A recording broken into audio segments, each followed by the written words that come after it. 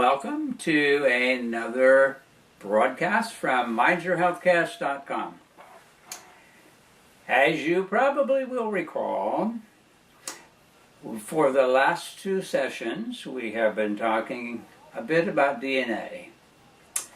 Now, DNA was considered at one point to be the holy grail of life, in a sense.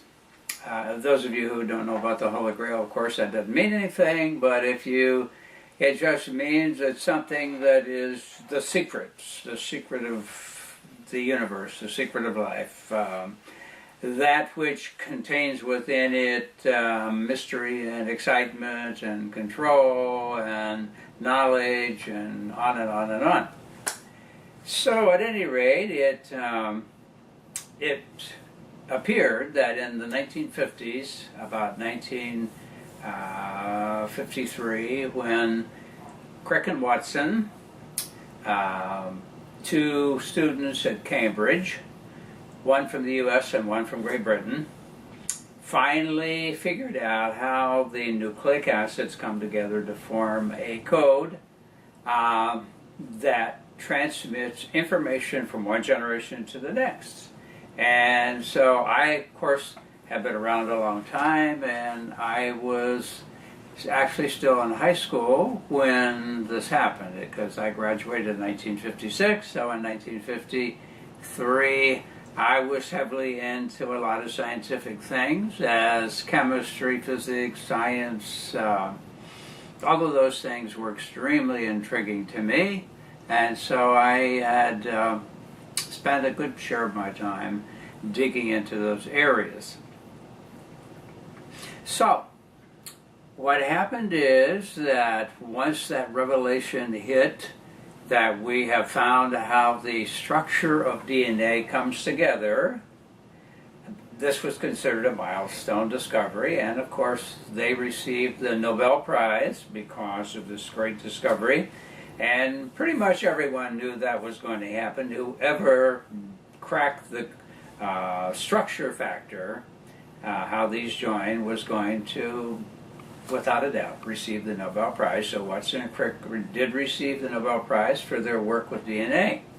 Interestingly, when it first published, it published as a one-page article just talking about how they had deciphered how these molecules fit together to form this code. Now, interestingly, though, they weren't quite sure how it coded. In other words, we know now how the molecules fit together, but we're not sure how they transmit information. And so then the great work was done that about 8 years later, actually a couple of scientists before it was done, deciphered the code. They broke the code, which meant that they found out that the nucleic acids combined in groups of 3 pairs, and that each group of 3 pairs coded for an amino acid and or a stop or start sign in the synthesis of protein molecules. So it became then quite evident that we were making great strides. And it was considered at that point that it was going to be just a matter of time until we deciphered what all these codes meant in terms of the genes. In other words, you had a cluster of genes that came together to form these different proteins.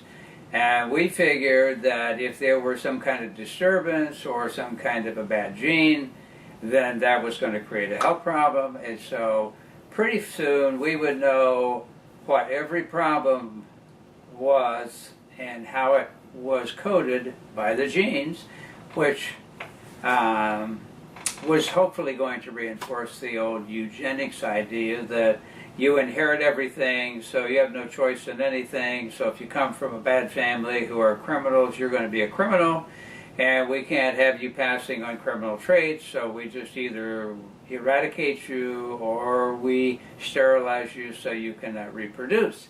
And that's, of course, what had started happening in the 30s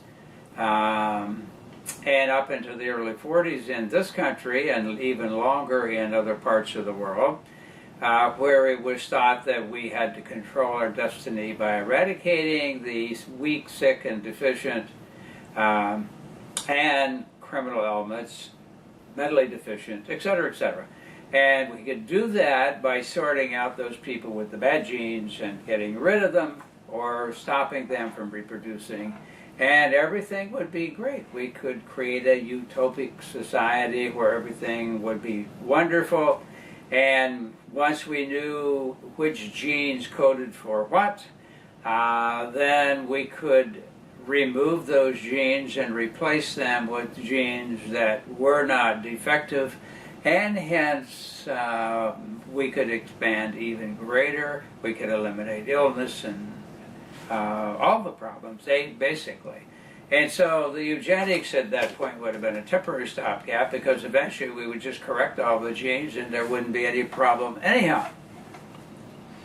It sounded pretty utopic, but as time went on, things began to change a bit. There was this group of scientists who said, once we can isolate the code or the genome of a human being, then it will become a matter of understanding what each of the genes do, and it's going to work out great. And if you'll remember, I said that something is current generating a lot of mucus. So at any rate, we thought it was just a matter of time that we could understand the human genome, and from that then we were going to open a whole new doorway to therapies beyond anything we'd ever thought before. And of course the pharmaceuticals were waiting in the wings for all of this, because they could envision us putting out all of this information and coming up with drugs that would be very expensive to make these changes, because after all, if you could eradicate a bad trait out of your genetic history and keep from passing it on, look what you could do for mankind and yourself. So who wouldn't be willing to pay a lot of money for that? So the pharmaceutical interests were sitting there waiting that once we had that information, they could go off and whang, the big money would come rolling in, as though it isn't already, but it could really come rolling in, and people would not resent having their genetic ancestry cleared up, so they would have a much better progeny from all of this new technical information that was being gained. So I mentioned that they decided in this genome project that we were going to find out what genes were part of that genome and how many, and so that would be the big takeoff point. What separated us from each of the other species of living beings would be our genome uniqueness. And so they started this project. It went on for several years, and finally they finished. Now they had anticipation that somewhere around 125 to 150,000 genes is what they were going to come up with, because they knew that there's about 100 proteins in the body, and each protein would need a gene to code for it. And they also knew that there were some controlling genes that would be necessary. So they estimated in totality 125,000 to 150,000 genes. And once they knew those, they would be on their way. As it ended up, when they completed the genome project, now they kept talking a lot about it. You kept hearing news articles, or seeing news articles and hearing newscasts, and hearing various researchers and scientists talk about all the implications that they were so excited to know. As it ended up, all of a sudden everything got real quiet when they said, well, we've done it. We've completed the sequencing. We know what the genome is. But then all of a sudden they didn't say a whole lot. You know, you would have expected that, wow, we can't wait. We're going to start our research. We're going to be doing this, this, and this. Well, what happened, of course, was there was only a little less than 25,000 genes, which meant there was only about a quarter of enough to code for the proteins in the body, forget the controlling genes and all that. So that was the first big shock. So they know what to do about that, and so a lot of other things have come up since then. And we don't have time to get heavily into everything. This is a massive subject. It could have been very simple. One gene codes for one protein, which then could implicate one disease, and everything could be great. So we could have a fat gene, as they talked about. We could have a gene for schizophrenia. We could have a gene for this, and a gene for that, and a gene for this. And then all we'd have to do would be figuring out how we could just replace that defective gene with a new working gene, and everything would be great. But anyhow, it didn't work that way because they didn't have enough genes to do what they had thought had taken place. So that really brought the whole thing to a screeching halt for a while. In fact, they found that a tiny little microworm had just about the same number of genes that a human being has. And they figured, if the gene also codes for our shape, which we had said it must, something's amiss. Why would it take almost 25,000 genes to code for this microworm and only the same amount to code for a human being? So there's a whole new, area of problem opened up. And we don't even have time to talk about all the implications of it, but if you want to do a little looking, there's a book out that was published several years ago by a scientist from Great Britain, highly credentialed scientist by the name of Rupert Sheldrake, and it's called A New Science of Life. So if you want to get some information in terms of what I'm inferring, you might enjoy reading his book. Now, I first heard about it several years ago.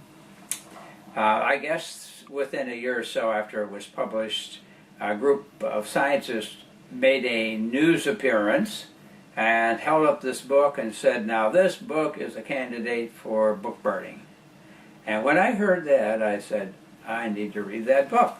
And so that introduced me to a whole new piece of information that went together with a lot of other pieces of information.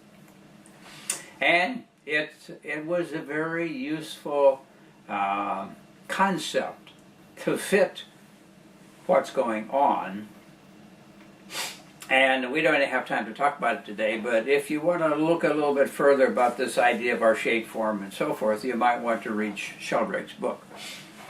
Now, in the meantime, once all this happened, as I say, it kind of brought everything to a screeching halt, so to speak, because now we've got all this information, but it doesn't fit everything that we expected or anticipated that it might take place. And so it started a whole new area of investigation. Now, some of the people who have really done some heavy investigation are in Russia. A tremendous amount of research has been done. I mentioned last time about some of the facts that they were able to alter genetic code, in fact, actually alter an egg to produce a totally different life form. And I mentioned that what they actually did is they took the code. Now, here, see, this is something else I want to throw in. They found out that the genetic code has a grammar and a syntax, and it actually responds to language, and is probably responsible for the fact that all the languages have a similar grammar and syntax and so forth. And there have been experiments where spoken words modulating the right frequency wave would actually alter and or could change the function of a gene and or group of genes. And so they did a lot of research in this area, and of course as they've continued to research they found tremendous things. So much so that it's very difficult for us to even begin to give you a really good understanding of it. I'm just throwing out some things to get you to understand. Forget the idea that this gene causes that gene, and that simplified concept of which that we were originally operating under, and realize that it is only on the threshold of beginning to understand the kindergarten level of what genes are and what they do and how they function, and what can be done in terms of genes. Now, as I said, there's just so much information that it's very difficult to give it all to you, even all the implications, let alone any detail to any great degree. Now, remember that I mentioned that there was another issue that came into the picture called epigenetics. Now, I'm, of course, one of my specialties is homeopathic medicine, and in getting into homeopathic medicine, I had to study a lot about the originator of the concept of homeopathic medicine in terms of make it into a working system. Now, I think the concept goes back for hundreds of centuries, so that's not going to give you the info, but anyhow, the whole thing is that he finally came to the conclusion that when it comes to illness, this was Dr. Hahnemann, Christian Friedrich Samuel Hahnemann, came to the conclusion that there's two types of illnesses. One is acute illnesses, those that we acquire. Now we talk about viruses or toxic things or chemical intoxication or whatever. So those are the acute things, and they're easier to clear out of the system because they are a recent intrusion into the system, and if the body is well nourished and so forth, and it does not have a big, deep underlying chronic problem going on, the acute thing is pretty easy to take care of. With homeopathic medicine, it is. Pretty much all those everyday things you might run into are easily taken care of without poisoning the body, and by utilizing the way the body works and enhances it, your body can get rid of it. But he also came up with something else called the chronic illness or chronic disease, and those were the ones that we brought stuff in with us and set the ground or the stage for a deeper disturbance that would affect organ function and ultimately even organ degeneration. And so those are the ones that he referred to as miasmic disturbances. Now, he came upon this after years of working with people and getting rid of their problems, and then later seeing them start to develop the problem again. He said, how could that be? If we've cured the problem, why would we now notice its reappearance again? And so he shut down his whole work with patients for an extended period of time, went back and reviewed every case history of every patient he'd ever treated, and began to notice that there were certain patterns showed up, and those patterns ended up being what he called miasms, which meant inherited taints. And so consequently, those inherited taints he worked out a way of dealing with. And once these were eradicated, then the person no longer kept developing the same problems over and over. Totally foreign to modern medicine. The only thing that might have been close to it was genetics, but it was not something that was in the genes. And now modern medicine finally has come up with a concept called epigenetics, and it's from epigenetics that we now see that there are things that you inherit that set the stage for problems. In other words, engrafted onto your system is a disturbance that can affect the way genes express or don't express. In other words, it can shut down good genes and cause bad genes to express, or shut down bad genes and cause good genes to express. And so that realm is referred to as epigenetics. Now, again, we don't have a tremendous amount of time to get into it, but there's more and more coming out about it. Some of the good material to read would be the Biology of Belief by Dr. Bruce Lipton, who is a molecular biologist, and it has some very good information in it. If you get on the internet, there's lots of material out there, and you're going to get a lot of opinions about it. But bottom line, it seems that we do have something that's brought in. Now, one of the interesting articles that I dug up on epigenetics, it says grandma's experiences leave a mark on your genes. Now, what they're saying is that not only the physical issues are included in epigenetics, but even behavioral. In other words, there's some things that can come from your ancestry that even affect behavior, and that behavior can affect how well genes work or don't work. In other words, turning them off or turning them on. So anyhow, that's the realm of epigenetics. We don't really have a lot of time to get in it, but I thought I would mention it because I want you to be aware of it, and as you start digging, you can find out a lot more about it.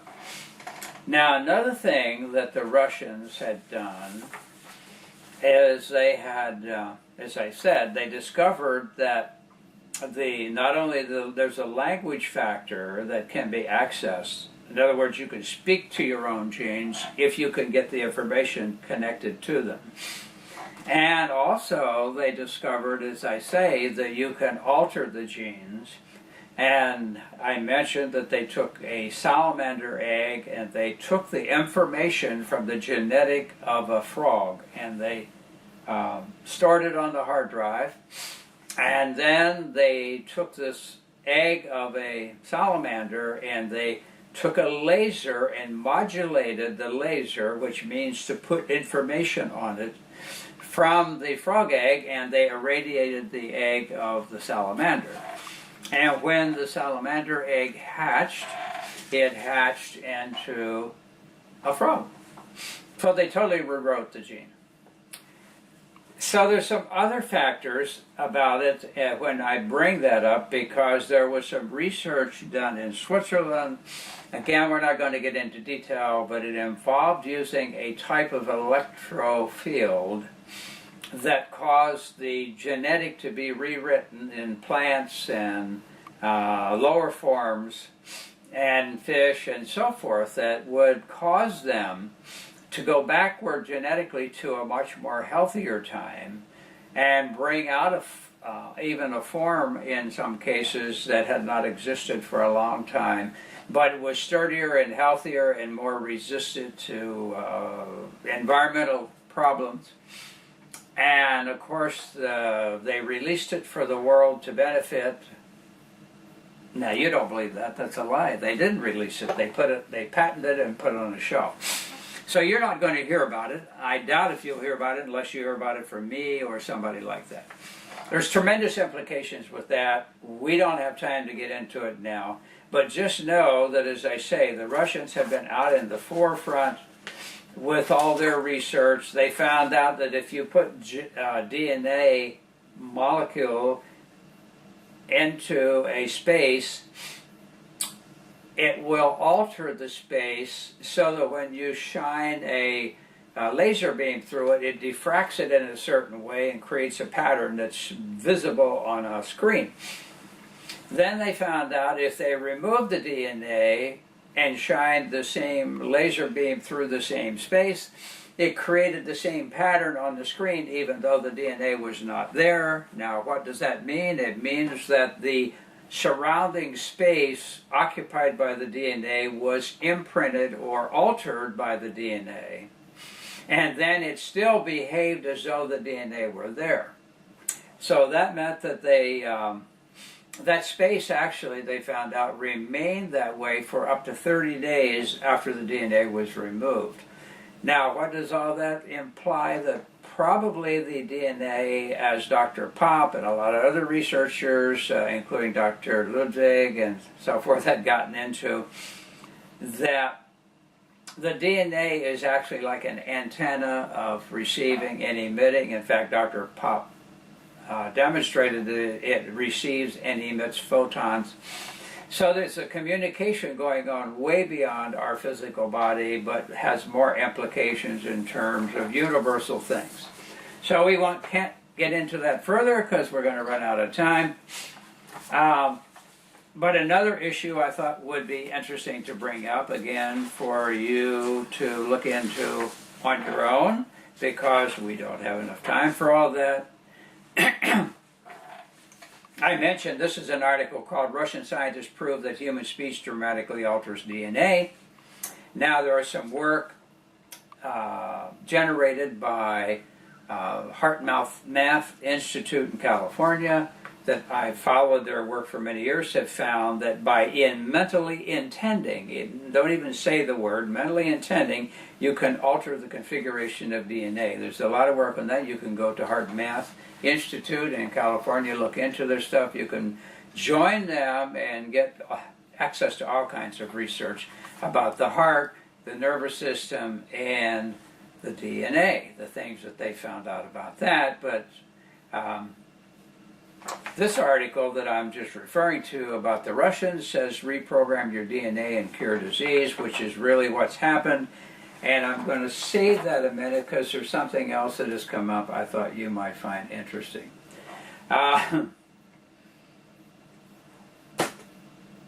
There has now been uncovered that there is a second code that's superimposed within the first code of DNA. Scientists discover double meaning in genetic code. In other words, they thought that each of these triplets and the genetic code coded for one amino acid to build a protein, and that was it. But now they found that superimposed on that code is a second code. One of the articles from Science Daily says scientists discover new genetic subcode. Another one says they discovered double meaning in genetic code, and this is a scientist who has a very interesting name. It's Stamatoianopoulos, which is like a big long Greek name. He's done a lot of study on it, and he found that not only does the genetic code for proteins, but it also codes for some other information that relates to the controlling of gene expression in the gene. And so some of the astute researchers have kind of deciphered that code. So here was several different articles about it. I pulled from a lot of different places. Scientists discover double meaning in genetic code. Then this one says they call it a subcode. Scientists discover double meaning in genetic code. Reports discovery of second genetic code. And of course, the person who wrote this was saying, there's some implications about intelligent design that a lot of atheistic people might be really unhappy about and maybe don't want to hear. So anyhow, that's pretty fascinating stuff. Now, I mentioned earlier, back along the way, that back at the time that Darwin was doing his work with evolution and saying that the only way changes come about in our inherited capability has to do with, and of course this was before all this was known about the DNA, he said that the only way would be that there is a mutation somehow occurs in our genetic And that mutation, if it makes us more adapted to what we're doing now, then those people with that survive better, and people who don't have it die off and don't pass it on, and therefore mankind changes as random mutations occur, and that there's really nothing we can do about it. We're just stuck with it. If we happen to get the good stuff, great. If we don't, too bad for us. But there's nothing we can do about it. Well, there was another also researcher at the time whose name was Lamarck, Lamarck, and he said that when we are exposed to problematic things in our environment and we are forced to adapt to it to survive, and we do, that we alter ourselves in such a way that it passes on to our offspring. And of course, those who bought into the work of Darwin said, this is crazy. And so over time, the scientific community, which were much more materialistic, meaning that they were Newtonian, that says the universe and people are like machines and clocks, and they run a certain way, and that's it, and we don't have much to say or do about it. We're just kind of along for the ride. We're harboring it, but we can't do much about it. Well, Lamarck's idea sounded really off the wall to the scientific community of the time, so they just kind of quietly ignored it until it went away, so they thought. But now, with a lot of things happening, including epigenetics, this interesting article is called "The Ghost of Lamarck: Working Epigenetics into Evolutionary Theory." So anyhow, you might find it interesting to go back and read something about Lamarck. I think he was a fascinating guy and way ahead of his time. But see, the whole big thing has been that still the genes are fixed. Now, there's epigenetics, which can turn on and off certain genes and maybe regulate how they express, either by methylating with a methane molecule or a methyl molecule, and express genes by an acetyl molecule. And so epigenetics kind of comes into play, and it reworks how genes are expressed, because there's been studies that show that if you had a group of people, for example, who were bad diabetics, like type 1 diabetics, and they had trouble regulating their sugar without lots of insulin, and if you took that group of people and all gave them a heavy sugar meal, and you took one, now this actually happened, and again, we don't have time to get into all the details, but bottom line is, one half of the group went after that and listened to a dull lecture on diabetes. The second group went and watched a comedian for an hour. So each of them were exposed to some type of exterior stimulation, one from a dull lecture on diabetes, and one from a very funny comedian. At the end of 1 hour, they all were tested again for their blood sugar, and on the average, the people who listened to the comedian were 20 points lower in their blood sugar than the group who listened to the dull lecture on diabetes. Now, interestingly, in checking genetic expression, they found that the people who listened to the comedian had activated 39 certain genes that had to do with wellness and, let's say, a healthy output. So it's to me, this is fascinating stuff, and I'm coming down to the point. I think our time is about to expire. That just I wanted to throw in a little bit more information. There is a brand new book out called "You Are the Placebo," and it's written by Dr. Joe Dispenza. Dispenza, tremendous amount of information talking about changing genes. What happened is, you've heard about placebo, which means you think it could help and you take it and it does help. And so a lot of people have done better on placebos than they have on real drugs. In fact, now there's some cases that the placebo effect is as high as 70 and 80%. So that meant that more people were helped by the placebo than by the actual drug that was supposed to have a particular effect. And so that, of course, then that raised the question to me, how many of those people actually got the effect because they thought the drug was going to help them, and therefore they got the effect. Now, I think there's a whole new doorway open for how we need to do our research.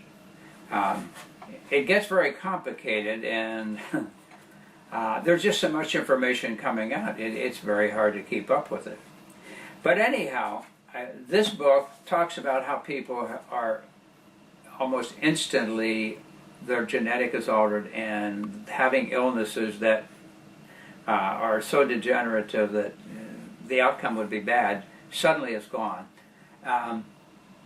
And he goes into the concept of placebo pretty heavily, but in my mind, it's doing actually alteration of the genetic in the body. Now, I'm saying all that in light of the fact that several years ago, there is a world-renowned PhD who's a specialist in hypnotherapy. His name is Dr. Ernest Rossi, R-O-S-S-I, and several years ago, he put out a huge volume about this thing called The Psychology of Gene Expression. And he talked about how not only could you alter your genetic, but it would pass on to your progeny, getting back to Lamarck and some of the other things we talked about. It's interesting to me that over the years, all the things that people have been told by medicine was impossible, like making new neurons. They said no. By the time you are in your late teens, your brain has developed as far as it's going to develop. From then on, it's downhill. As the neurons die off, they don't replace, which is not proven to be true. Now, it's been proven very easily that not only can you, well, I say easily, it takes some work, but you can grow new neurons. You can also, the brain has the ability to redo itself in terms of function called plasticity. And there's just so many things happening that all this time we've been made to feel that we're victims. And sometimes I wonder if it's not very deliberate. If everybody is made to feel that they're victims, they can't do anything about it, they're going to be sick, it's the common thing to be sick, then you can market all of these products that supposedly give you relief. Now, notice that they don't say they cure you. What they do is they give you relief because they manage your symptoms. So in my mind, it's almost like an evil plan to program us to think you have to be sick and that you are the victim and that there's nothing you can do about it except go out and buy the elixirs that have been made available at a very expensive price. So at the very least you can have some form of comfort in your life, even though we know that you're not going to get rid of your problems. There's nothing you can do about it. So just sit back, pay the money, get the elixir, and buy some relief and comfort temporarily as your body is going downhill and getting sicker and sicker. I'm telling you all this because I want you to look into it. There is so much out there and so much available that is, many things I found out many years ago were true, but there was no scientific, quote, studies to back it. Now, there's a mammoth amount of research coming out, and this is coming out from the regular scientific community, but you don't always hear about it. If it's going to be counterproductive to business as usual, you're probably not going to hear a lot about it, like the genetic alterations that I told you about with a special electric field that was discovered and patented. You're not going to hear about it because it would eliminate a lot of money making product sales. And so the thing to do is lock it up by patenting it and then put it on the shelf and never talk about it so that the public doesn't ask for it because they don't know it exists. we're down to the point that we've run out of time, as usual, and I hope I have given you enough provocative information to get you going. There's just so many sources. For example, this is a big report. It's about 20 pages long. It's a physicist's perspective. DNA, gateway to scalar energy-based healing. And so he goes back and tracks what all the different aspects they have found about DNA and all the implications of what can be done with it. But to end with an interesting note that I'm going to throw out, because I give you sometimes my opinions, and if it is, I say it's my opinion, and I give you sometimes opinions of others, and then I give you a lot of times, and I say a heavy amount of times, scientific information coming out of somewhere in the scientific community. Now, it doesn't mean that the whole scientific community buys it, but it's still produced by people who are not just, oh, yeah, I think this is the way it is, and goes off on a tangent. I mean, they have done studies, and they have reasons why they have concluded what they have concluded. But this I thought was interesting, and I'm just throwing it in, and it's up to you what you do with it, but it says, scientists find extraterrestrial genes in human DNA.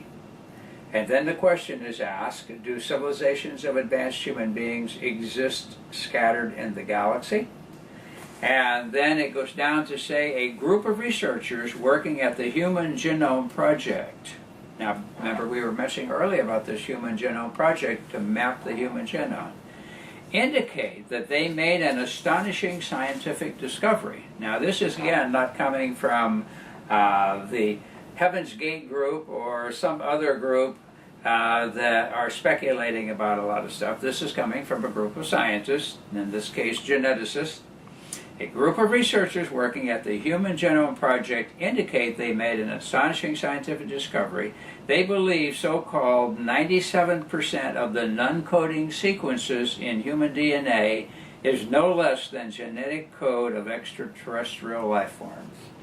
Now, remember I've said before that only a small amount of all of the genes are actually used to code for protein and so forth. And the rest, for many years, were called introns, which meant that they were inert and they sat there and they didn't do anything, and only the very small percent, and they're saying here only 3% of the genes are operons, which means those that code for either protein molecules or start and stop. So I thought this was an interesting take, and this is relatively recent type of information, and these people who have set this up, and here they're actually showing the picture of two of these people in this article from this Human Genome Project. Human Genome Project coordinators find absolute proof of extraterrestrial contact with Earth humans via DNA evidence. I know some people are going to say, that's crazy, there ain't no such thing. And I feel that, let's say the evidence is pretty strong from a lot of sources, not just from this, but from a lot of historic sources, that's likely true, but until I stand face to face with an extraterrestrial, I guess there's always going to be a certain amount of doubt as to not whether they exist, but whether, if they do exist, they are here contacting us. I don't know. But I just thought that here's some interesting material coming out of the DNA studies by people who are considered reputable within the scientific community making these comments. So it might be something in your studies and your research that you might want to dig into and see what you can find out about. A book that I ran into several years ago that was based on a tremendous amount of research out of Europe and the libraries in Europe, was written by a lady by the name of Lana Cantrell. I'm telling you this because if you're lucky enough to find a copy of it someplace to read, you might find it interesting. It's called The Greatest Story Never Told. It's hard to get a lot of good information about her, except that I found out she was married to a doctor of medicine who, for some reason, had to be in Europe for several years. And so while she was there, she was doing some advanced studies, and I think for the purpose of writing a dissertation, a PhD dissertation. And after she had done all this research, she felt compelled to write this book called The Greatest Story Never Told. And so she published it and put out an edition, and it sold like that and was gone. So people were begging her to reprint it, and so she did come out with a second printing of it. I did get a copy of that second printing before they disappeared. And so now there are no new ones available that I know of. And I've done a search for people, and some of the people I've mentioned about the book have done a lot of digging. And I found one used copy available from some used dealer, and they wanted almost $400 for the copy, which is, of course, not as bad as one I was looking for that they wanted $10,000 for. But anyhow, she has a lot of information based on a lot of documents she had access to when she was in Europe that gave her the information to write this book. So you might find it very interesting if you can find a copy of it somewhere. You could try some libraries and see if there's a wild chance that one might have a copy of it. And see what she has to say, because some of the things in there kind of lean along these lines. So you might find it interesting what she dug up. According to the clock on the wall, it seems like we've probably expended our time. Now, today was part 3 of DNA from mechanic to ghost. Now, as you can see from some of the things I've said today, that's where the ghost side of it comes in. And of course, the mechanic side is the very easy, simplistic concept that one gene codes for one protein, which codes for or codes actually for a group of proteins that code for some problem or whatever. The very simplistic idea. So, I hope I've raised a lot of questions, and I hope that I have caused you to think a little and opened maybe a new door. This new book that's out that I mentioned, You Are the Placebo, Making Your Mind Matter, M-A-T-T-E-R. This guy was in a movie called What the Bleep Do We Know that came out several years ago. It was such a hit that in many cases, when it was not a regular Hollywood production, it was a private production. And it was so good that people at the end of the showings of it around the country would actually stand up and applaud at the end of the movie. And so at some point down the road, they did some tweaking of it, and they came out with another version called What the Bleep Down the Rabbit Hole, which gives you a choice as to how far you want to get into it. But I will say it has a lot to do with some interesting aspects of human beings, and it centers around the story of some events in the life of a particular person, and then all these groups of scientists and researchers and forward thinkers are brought in at certain points to talk more in detail. One of my favorite physicists, Fred Alan Wolf, is in it. A second of my favorite physicists is Dr. William Tiller is in it. There's some MDs, there's some psychologists, there's some researchers, and one of the people that's mentioned in that is this Dr. Joe Dispenza, which wrote this book, and I have another book of his, is called Evolve Your Mind, and that's the one that they made mention of when they did the movie. This guy has got a big background in neurology and neurophysiology and the brain and DNA and all kinds of things. So I think if you want a challenge to your thought processes, you might enjoy reading his other book, Evolve Your Mind. And then he wrote another one in between, and then this one, they all three run together, but I think this is kind of the culmination of what he was talking about in the others, based on some of the latest research and his personal experiences with a lot of people encountering massive changes in their DNA. So it was nice being with you again, and I hope you found this broadcast provocative enough that it might move you to go out and learn a lot more about the subject, and you might well be shocked. It was nice to be with you again. Go to our webcast, mindyourhealthcast.com, and keep in touch. If you have any comments, we're always open to your comments. May not agree, and you may not agree, but that's fine. My intent with these broadcasts is to be provocative and to get you, and it doesn't mean that the stuff I give you I don't think is good information. I mean, I'm just giving you stuff you don't normally run into to provoke you to start thinking and digging on your own. But we want to wake you out of the trance and get you seeing where you're going rather than stumbling along, banging your head along the way because you're looking to the ground and you don't know what's happening. It was nice to be with you again. Until the next broadcast, be healthy.